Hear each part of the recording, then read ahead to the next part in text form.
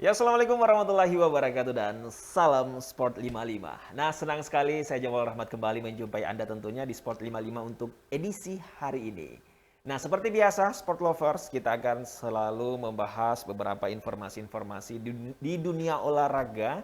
Dan tentunya untuk di episode kali ini kita akan membahas khusus bola, ya, di mana di segmen pertama dan kedua nantinya kita akan sedikit membahas atau mengulas terkait dengan pertandingan, hasil pertandingan Liga Champions, dan di segmen ketiga nanti kita akan sedikit membahas terkait dengan eh, Liga Italia dan juga Liga Inggris. Dan seperti biasa, yang akan menemani saya untuk membahas hasil-hasil pertandingan di Liga Champions nanti itu adalah partner abadi saya, bisa dikatakan seperti itu karena dari awal sampai saat ini selalu menemani saya begitu untuk menganalisa beberapa pertandingan dan memberikan prediksi untuk pertandingan-pertandingan yang akan berlangsung nanti.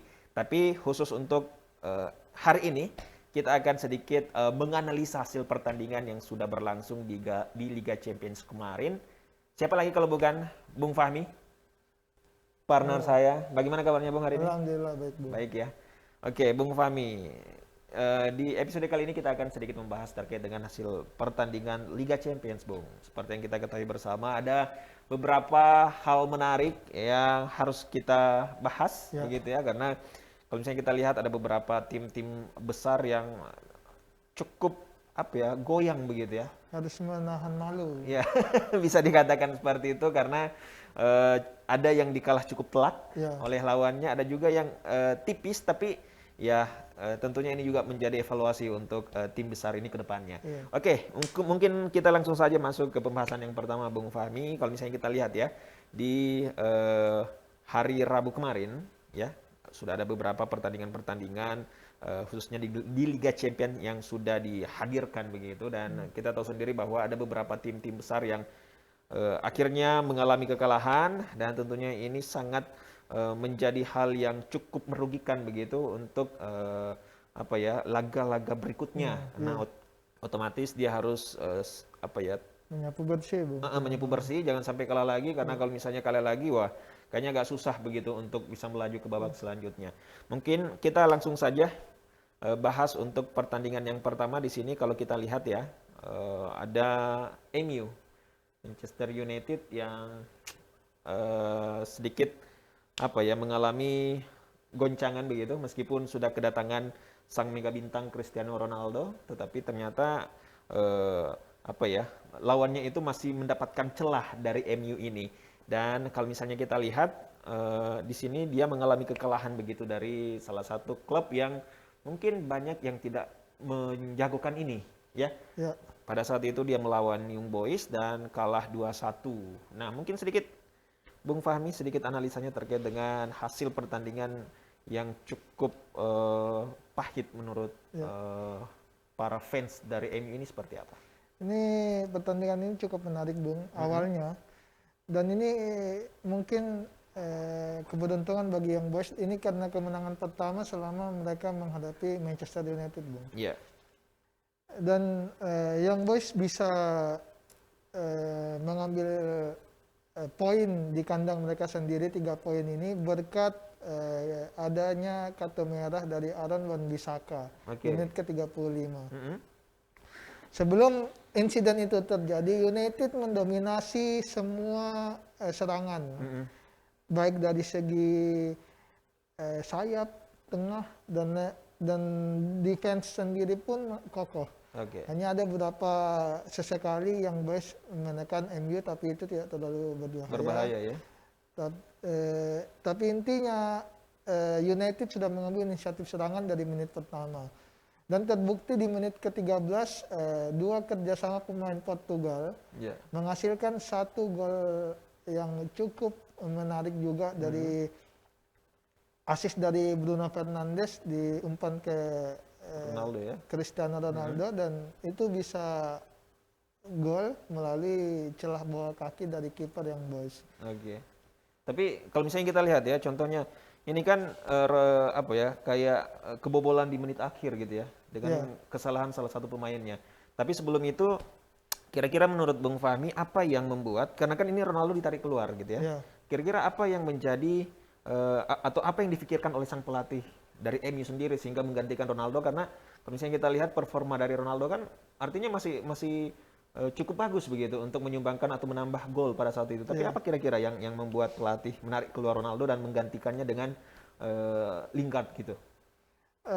Dari semenjak keluarnya Aaron Wan-Bissaka, metode permainan bahkan di lapangan pun berubah drastis, Bung. Yang tadinya United keluar menyerang sampai setengah lapangan, bahkan Harry Maguire dan Victor Lindelof di tengah lapangan menyerang terus Young Boys. Setelah Aaron Wan-Bissaka keluar, skema itu berubah, Bung. Malah Young Boys yang terus menyerang United dari awal, semenjak kartu merah itu sampai babak kedua. Berarti kelihatan ya pengaruhnya ya. Pengaruhnya sangat besar. Oke. Tetapi sebenarnya di sinilah dilihat bagaimana seorang pelatih bisa meramu timnya dengan baik. Ada juga yang beberapa tim yang bermain dengan 10 pemain tetapi bisa tetap mengambil inisiatif serangan, bahkan bisa memenangkan laga. Tetapi di kali ini yang Ole tidak mengambil kesempatan itu. Padahal dia mempunyai pemain-pemain dengan skill yang mumpuni, bahkan individual juga bisa. Iya. Itu kurang dimaksimalkan di lapangan, Bung, dengan strategi yang dia bisa terapkan. Terbukti dengan awal babak kedua mengganti Donny van der Beek, ditarik keluar dengan menggantikan Rafael Varane. Itu mengakibatkan banyak terjadi perubahan. Begitu pula habis kartu merah, sektor yang ditinggalkan oleh Aaron Wan-Bissaka harus diganti oleh Diogo Dalot dengan menarik Jadon Sancho. Di situ saya sendiri bertanya-tanya, kenapa mengganti pemain gelandang bertahan dengan salah satu pemain bertahan. Apa memang dia memang sudah Berinisiatif untuk berinisiatif bertahan? Padahal waktu itu skor masih 1-0. Jikalau dia tetap dengan posisi yang ada, kecuali kalau memang Donny van der Beek memang kurang maksimal di pertandingan kali itu. Cuma dengan menggantinya, menurun kayaknya. Cuma dengan digantinya dengan pemain belakang, berarti Ole sudah dari awal babak kedua sudah memang berniat untuk mempertahankan skor 1-0 sampai akhir. Oke, mungkin itu adalah targetnya pada saat itu, tapi ternyata ada yang berubah begitu ya, dan agak sulit lagi untuk membalikan keadaan. Ya, ditambah lagi dengan digantinya Cristiano Ronaldo, ditariknya, ini sudah membuktikan indikasi bahwasanya memang dia hanya mempertahankan bertahan. Betul. Dengan digantinya Ronaldo kan posisi sudah imbang 1-1 waktu itu. Disitulah dilihat bahwasanya Ole melihat timnya sudah tidak akan berkembang, tidak akan bisa mengambil inisiatif serangan lagi, bahkan lebih cenderung menunggu ataupun hanya mengandalkan sesekali counter attack, dan itu pun tidak maksimal sama sekali dengan tidak adanya shot on target ke gawang Young Boys. Tetapi strategi itu ternyata gagal juga, Bung. Dengan kesalahan human error bisa disebut. Ini sangat disayangkan sebenarnya ya, karena pemain yang diharapkan untuk menambah pundi-pundi gol ternyata membuat kesalahan. Mungkin opernya itu terlalu lemah gitu ya, dan dimanfaatkan oleh penyerang Young Boys, dan akhirnya gol. Dan akhirnya gitu ya. masuk. Dan ya, ini sebenarnya pukulan sangat telak begitu untuk MU, karena di pertandingan ini sebenarnya banyak yang mengharapkan kemenangan untuk itu, tapi ternyata rezeki tidak mengarah ke MU, malah mengarah ke Young Boys, dan akhirnya bisa meraih kemenangan di pertandingan itu. Dan ini juga adalah salah satu modal yang sangat berharga untuk Young Boys, karena berhasil mengalahkan klub sebesar MU yang dihuni oleh sang mega bintang yang betul-betul artinya masih mendominasi lah seperti itu ya untuk di dunia persepak bolaan. Oke, kita tinggalkan MU, dan ya semoga nanti bisa berbenah begitu ya. Tapi tentunya Young Boys juga pasti akan selalu mempertahankan ini supaya artinya bisa lebih baik dari sebelumnya gitu ya. Oke, kalau misalnya kita lihat di sini juga ada yang menarik Bung Fahmi, di mana ada Barcelona melawan Bayern Munchen ya. Ini sangat telak, bahkan kalau misalnya saya lihat ya, kalau kita lihat di sini Barcelona yang notabene adalah tim besar, itu harus takluk dengan skor yang cukup telak 0-3 dari Bayern Munchen. Nah, ini menarik. Apakah dengan perginya Messi itu ketajaman Barcelona itu semakin berkurang, Atau memang pada saat melawan Bayern Munchen ini strategi yang diturunkan oleh sang pelatih tidak terlalu maksimal? Saya rasa tidak ada perbedaan. Sekarang Barcelona itu harus mau tidak mau, suka tidak suka harus kita akui bahwasanya Barcelona banyak kekurangan beda dengan yang dulu. Iya. Barcelona menghadapi Bayern Munchen sama seperti musim lalu. Mereka bahkan lebih pada musim lalu kalah 8-2 lawan Bayern Munchen, Bung. Ini masih mending 3-0, tapi peningkatan itu tidak terlihat sama sekali. Terbukti dengan biasanya waktu masih adanya Messi, mereka tidak tertekan sama sekali. Ini bahkan waktu melawan Bayern Munchen mereka tidak bisa mengembangkan permainan. Betul-betul sangat ini ya, kaku Sangat, gitu, kelihatan iya. kaku. Kayak bukan Barcelona yang sesungguhnya gitu. Betul, Bung. Dan Gerard Pique sendiri sudah mengatakan di ini, ya inilah kami. Apa yang kami ada ya, apa adanya. Seperti inilah Pique kayaknya sekarang. sudah pasrah ya. Sudah pasrah. Karena memang sekarang Barcelona ini dihuni oleh pemain-pemain muda, Bung. Mayoritas yang baru keluar dari Akademi La Masia, baru mau mulai meniti karirnya. Dan itu dikombinasi dengan pemain senior. Ya. Jelas masih banyak kekurangan yang harus diperbaiki oleh Ronald Koeman sebagai pelatih. Berarti bisa dikatakan chemistry dari pemain baru dan yang sudah senior ini belum terlalu klop gitu ya. Ya, jadi terkadang klop, Bung, kalau lawan tim-tim yang di bawah. Kalau tim sekelas Bayern Munchen mungkin mereka harus butuh ekstra lebih effort yang sangat luar biasa dalam segi penerapan strategi, baik bagaimana mereka bisa melawan serangan yang dilancarkan oleh dan ini tentunya adalah pelajaran yang sangat berharga untuk Barcelona, karena jangan sampai nanti kalah lagi begitu ya, apalagi ini di Liga Champions yang semua tim itu menginginkan masuk ke sini. Tapi kalau misalnya menyanyiakan kesempatan ini ya sangat disayangkan sekali ya, apalagi sekelas Barcelona ya, tentunya banyak yang tidak mengharapkan skor setelak itu. Ya kalau misalnya memang kalah ya mungkin 1-0 lah atau 2-1 gitu ya. Ini cukup telak 3-0 dan tentunya ini sebelum bertanding di laga selanjutnya setidaknya harus ada evaluasi besar-besaran begitu yang harus dilakukan. Padahal tidak bisa kita pungkiri, Bung, bahwasanya Bayern Munchen juga baru mengganti pelatihnya, Bung. Ibarat kata pelatih anyar bisa meramu timnya dengan ya awal-awal di Liga Jerman pun di musim ini terseok-seok juga Bayern Munchen dengan hanya seri menang, tapi awalnya seri terus seri kalah. Akhirnya baru bisa bangkit di pertandingan ketiga kalau saya tidak salah, baru bisa mulai bangkit seperti Bayern Munchen. Akhirnya Bayern Munchen berada di track yang benar. Terbukti dengan menang 3-0 lawan Barcelona. Bayern Munchen sudah kembali, Bung, sepertinya. Karena memang Munchen juga masih dihuni oleh orang-orang yang ini ya, mempunyai ketajaman hebat kayak Lewandowski dan lain sebagainya. Ya, tentunya memang penyerang-penyerang seperti ini ya kita tidak ragukan lagi lah ketajamannya. Jadi tentunya intinya harus betul-betul berbenah Barcelona, dan Munchen juga tidak boleh terlalu terlena dengan kemenangan ini, karena tentunya masih ada klub-klub yang lain yang harus dia lawan begitu di pertandingan selanjutnya, dan saya rasa pasti lawan-lawannya sudah bersiap begitu untuk melawan Munchen seperti itu ya, Bung Fahmi. Oke, selanjutnya kita ada juga nih yang menarik, Juventus. Kalau misalnya kita lihat ya, mungkin sudah banyak yang memprediksi terkait dengan skor ini. Melawan Malmo 0-3 juga cukup telak atau bahkan sangat telak. Mungkin prediksi dari para fans khususnya untuk Juventus ini sudah tepat kayaknya ya. Dan kalau misalnya menurut analisa Bung Fahmi, apakah memang Juventus layak menang 3-0 melawan Malmo, atau ini masih kurang, atau bahkan seperti apa nih Bung Fahmi menurut analisa Bung Fahmi sendiri? Untuk di Liga Champions Juventus masih tetap menunjukkan kedikdayaannya, Bung.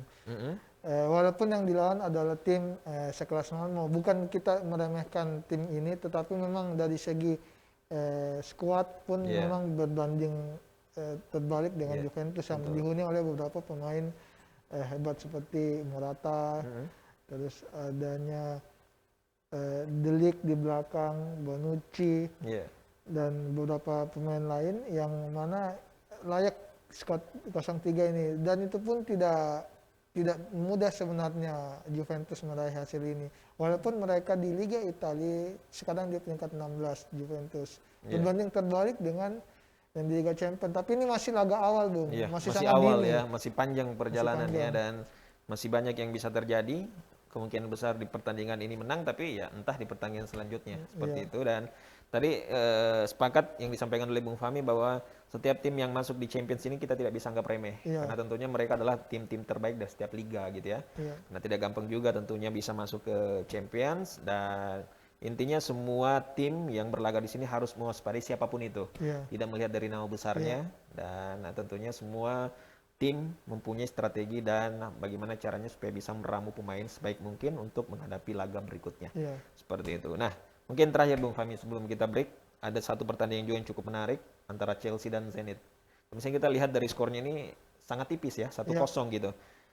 Apakah ini apa ya, bisa dikatakan bahwa Chelsea tidak terlalu memanfaatkan kesempatan? Kalau misalnya memang kita lihat ya, banyak mungkin yang atau bahkan sangat mayoritas apa ya, mendukung Chelsea untuk menang. Tapi yang sedikit disayangkan itu hanya 1-0. Apakah itu sudah cukup gitu ya untuk klub sekelas Chelsea, atau memang ada sedikit masalah di susunan pemain kah, atau di strategi yang diterapkan sehingga hanya menang 1-0 seperti itu, Fahmi? Ya, di laga kali ini Chelsea menerapkan, Thomas Tuchel menerapkan formasi 3-5-2, Bung. Dengan squad ini mereka mengambil memang ingin menguasai lapangan tengah. Oke. Apalagi mereka bermain di Stamford Bridge, di kandang mereka sendiri. Iya, Itu betul. sangat rugi jika mereka bermain imbang ataupun kalah, Bung. Iya. Tapi di sini memang Zenit bermain dengan cukup rapi, baik. Itulah yang membuat Chelsea hanya unggul 1-0. Dan Itu pun sempat kewalahan juga ya. iya, bahkan beberapa kali pemain Zenit melancarkan serangan dan untung Iya. Chelsea tertolong oleh beberapa kali save-nya Edouard Mendy, kiper Oke. mereka, Bung. Berarti diuntungkan juga ya. Iya, seandainya Save-save tidak, yang itu. saya yakin Chelsea bisa kalah, Bung. Wow, ini juga harus diantisipasi ini karena kalau sempat kalah otomatis apa ya, dipermalukan di kandangnya gitu ya. Ya, Dan apalagi mereka bukan hanya status kandang, tapi mereka status juara bertahan, ya, Bung. betul, juara bertahan. Jadi intinya, tapi untungnya meskipun cuma 1-0 tapi untungnya dia menang Iya. gitu ya. Artinya mukanya ini masih bisa dipajang gitu. Iya. Oke, artinya ya masih aman lah. Iya. Dan tentunya pasti kalau misalnya kita lihat pasti sang pelatih ini akan langsung melakukan evaluasi, karena bisa dikatakan tim yang dilawan ini kan artinya bukan tim besar, tapi hanya bisa menang 1-0. Bagaimana kalau misalnya dia melawan tim besar, ya otomatis mungkin dia akan lebih kewalahan kah ataukah seperti apa? Iya. Nah, itu pasti sudah diantisipasi oleh sang pelatih, dan ini nantinya akan menjadi evaluasi untuk pertandingan selanjutnya. Iya. Oke, baik Bung Fahmi, sebentar akan kita lanjutkan pembahasan kita terkait dengan hasil Liga Champions seperti itu, tapi kita harus jeda sejenak dulu. Masih ada beberapa hasil-hasil pertandingan yang sangat menarik untuk kita bahas, kita analisa, dan tentunya kita akan diskusikan sebenarnya apa kekurangan dan kelebihan dari kekuatan dari setiap tim yang sudah berlaga di Liga Champions kemarin. Tapi setelah yang satu ini, oke? Jangan kemana-mana, Sport Lovers, tetap di Sport 55.